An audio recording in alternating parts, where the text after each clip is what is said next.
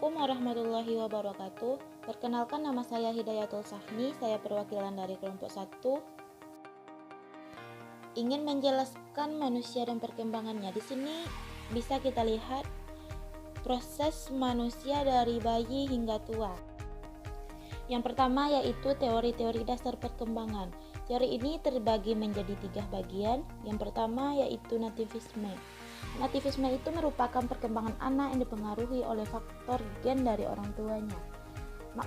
Maksudnya ialah masalah yang sering kali kita temui pada orang tua, yaitu sering menuntut anaknya menjadi seperti apa yang mereka inginkan, baik dari segi tingkah laku maupun yang lainnya.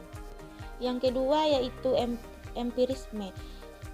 Empirisme yaitu perkembangan anak menjadi manusia dewasa ditentukan oleh lingkungannya atau pengalaman yang diterimanya dari kecil. Teori empirisme ini menjelaskan bahwa psikologi pendidikan tentang kebenaran yang sempurna, yaitu tidak diperoleh dengan akal tetapi diperoleh dari panca indera seperti mata, mulut, telinga, dan yang lainnya. Yang ketiga yaitu konvergensi. Konvergensi merupakan pembawaan dan lingkungan. Kedua-duanya menentukan perkembangan manusia. Berikutnya kita akan membahas tentang macam-macam perkembangan. Yang pertama yaitu perkembangan moral. Berdasarkan teori Kohlberg, seseorang harus melalui tahap perkembangan moral secara berurutan. Berikut ini saya akan menjelaskan urutan perkembangan moral menurut Kohlberg. Nah, di sini dapat kita lihat urutan perkembangan moral menurut Kohlberg. Yang pertama yaitu tahap prakonvensional. Pada tahapan ini terbagi juga menjadi 2. Yang pertama yaitu orientasi hukuman dan kepatuhan. Pada tahapan ini anak menyesuaikan diri supaya tidak dihukum, taat kepada aturan yang dibuat oleh kedua orang tuanya atau orang yang lebih dewasa. Selanjutnya ialah orientasi instrumental. Pada tahapan ini anak menyesuaikan diri dengan tujuan untuk mendapatkan keuntungan atau imbalan. Contohnya ialah kalau saya ramah kepada si Joni, tentunya ia juga akan ramah kepadaku. Itu merupakan contoh dari orientasi instrumental. Kemudian tahap yang kedua yaitu tahap konvensional. Dalam tahapan ini terbagi juga menjadi 2. Yang pertama orientasi anak baik. Pada tahapan ini anak menyesuaikan diri terhadap peraturan dengan tujuan untuk menyenangkan orang tua. Yang kedua ialah orientasi mempertahankan sistem. Orientasi mempertahankan sistem ini anak dapat menyesuaikan diri karena turut memperhatikan kepentingan orang lain dan bukan sekedar karena kepentingan kelompok sendiri atau pribadi. Kemudian yang ketiga yaitu tahap purna konvensional.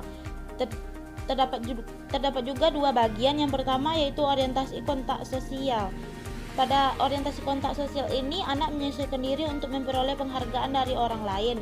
Contohnya memberi penilaian selalu dari sudut kesejahteraan masyarakat dan mempertahankan serta memperjuangkan kesamaan hak bagi semua orang. Yang kemudian ialah orientasi prinsip etika universal.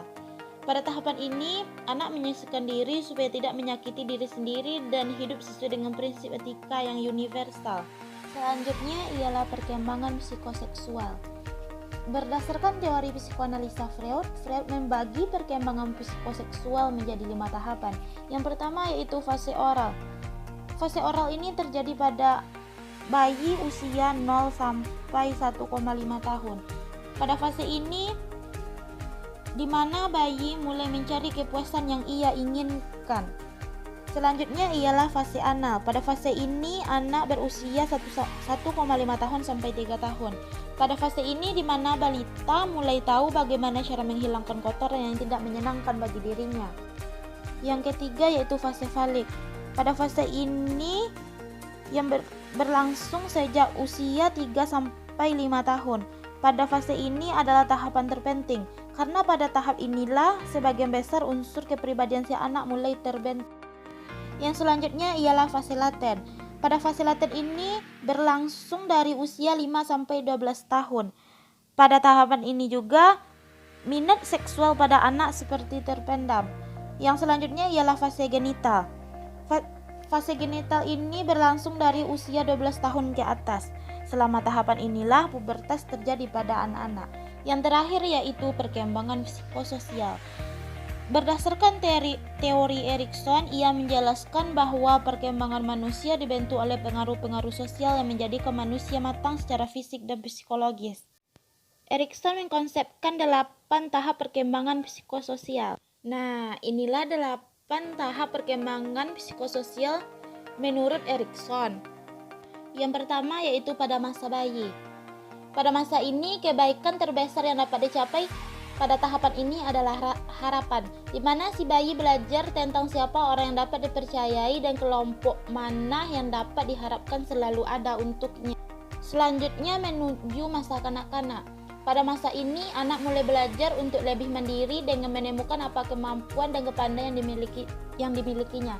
Pada tahapan ini juga, seseorang anak mulai menemukan minat-minat awalnya. Kemudian menuju masa usia bermain. Pada tahap ini yang dicapai ialah tujuan. Pada masa ini, si anak memiliki rasa ingin tahu yang besar, banyak bertanya dan banyak juga berinteraksi dengan anak-anak lainnya. Kemudian yaitu pada masa usia sekolah. Pada tahapan ini yang mendasar ialah kompetensi. Pada tahapan ini di mana si anak berusaha untuk diterima oleh anak-anak lainnya, mencocokkan diri dengan kelompoknya dan memahami nilai dari prestasi dan pencapaiannya. Selanjutnya menuju masa remaja. Pada masa remaja ini dimulai dari menemukan siapa jati dirinya di tengah-tengah masyarakat dan peran seksual apa yang dimilikinya. Pada awalnya seorang remaja akan mengalami kebingungan dalam menemukan identitas dan perannya dan mencoba-coba berbagai macam aktivitas dalam pencarian tersebut. Selanjutnya ialah pada masa awal dewasa. Pada masa ini yang dicapai ialah cinta. Ini adalah tahapan di mana seseorang mulai membagi kehidupan pribadinya dengan seseorang yang lain. Selanjutnya ialah masa dewasa. Pada tahapan ini yang dicapai ialah perhatian atau kasih sayang. Pada tahapan ini seseorang boleh dibilang sudah stabil dan mulai memberikan sumbang kasih sayang dengan cara membentuk dan memelihara keluarga serta ikut aktif di dalam masyarakat. Salah satu peran dalam tahap ini adalah membimbing generasi selanjutnya dan bekerja dalam rangka ikut membentuk masyarakat yang lebih baik. Yang terakhir ialah masa tua. Pada masa ini yang diperoleh adalah kebijaksanaan. Di masa ini seseorang di dalam kematangan usianya mulai merenung dan mengkilas balik hidupnya beserta segala keberhasilan maupun kegagalan yang dialaminya serta jalan hidupnya. Ini adalah tahap di mana seseorang itu dapat memperoleh akhir yang damai dan menghadapi kematian tanpa rasa takut. Mungkin itu penjelasan dari kelompok kami. Kami sudahi. Assalamualaikum warahmatullahi wabarakatuh.